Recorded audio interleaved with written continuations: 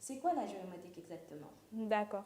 Déjà, il faudrait savoir que la géomatique, c'est le link ou bien l'association entre la géographie associée à l'informatique.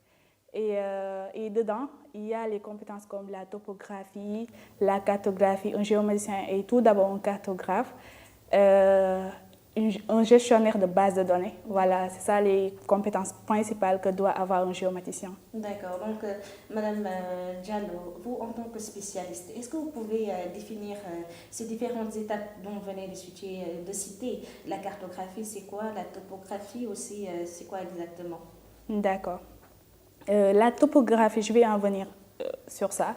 La topographie, c'est la partie collecte, c'est la phase où les géomaticiens ils partent au terrain, ils utilisent des appareils topographiques comme les GPS, les stations totales, les théodolites pour mesurer les angles, les stations totales. Voilà, ils partent collecter des distances et angles et après c'est ça qu'ils vont utiliser pour modéliser. Et au finish, on va avoir une carte, c'est ça la cartographie. D'accord, Ouais. d'accord. Donc la cartographie, pour dire, c'est juste pour mettre en relief, je peux dire, l'image, pour beaucoup plus comprendre la signification, disons, des résultats qu'a donné la topographie, n'est-ce pas? Si on comprend bien, c'est ça que ça signifie. Oui, oui. D'accord. Alors, dis-nous, quelle est l'importance exactement de la géomatique, Madame Diallo? Ok.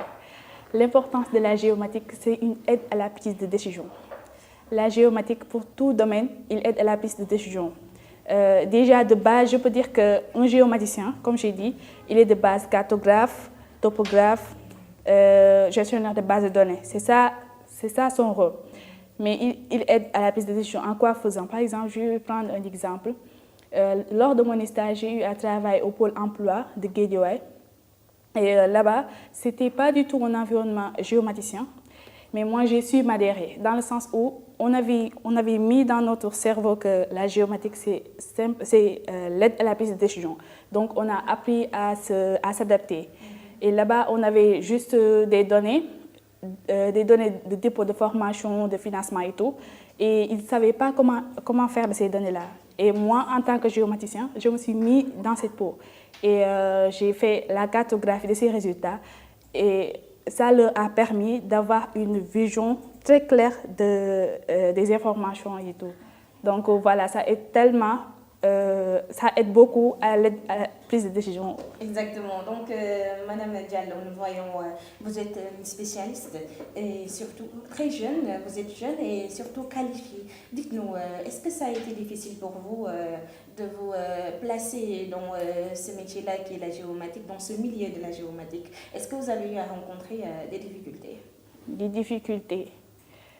Des difficultés lors de ma formation ou bien... Exactement. Donc, même quand vous avez eu à commencer, disons, la pratique en tant que telle, en tant que spécialiste, donc, est-ce que ça a été facile? Surtout, disons que vous êtes une femme et on voit que dans le métier de la géomatique, disons que nous voyons beaucoup plus d'hommes que de femmes. Merci. Donc, vous, dans votre position, comment ça a été? Est-ce que ça a été facile pour vous ou bien vous avez eu à rencontrer quelques difficultés au cours de ce cursus-là?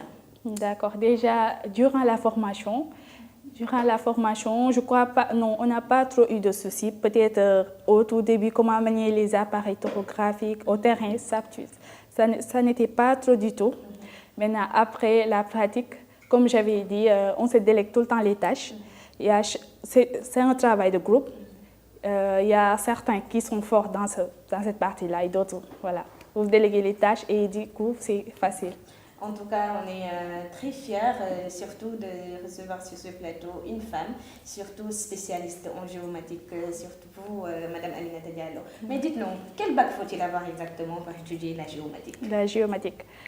Déjà de base, il fallait avoir le bac S.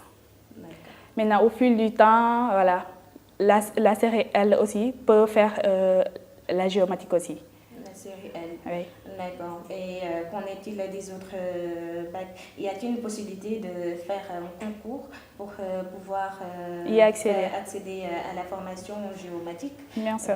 Y a-t-il une autre possibilité? Oui, bien sûr. Moi-même, quand j'ai accédé, c'était par concours. Oui, par voie concours, vous pouvez accéder à la formation. Ici, aussi, il y a aussi par voie payante. Ouais.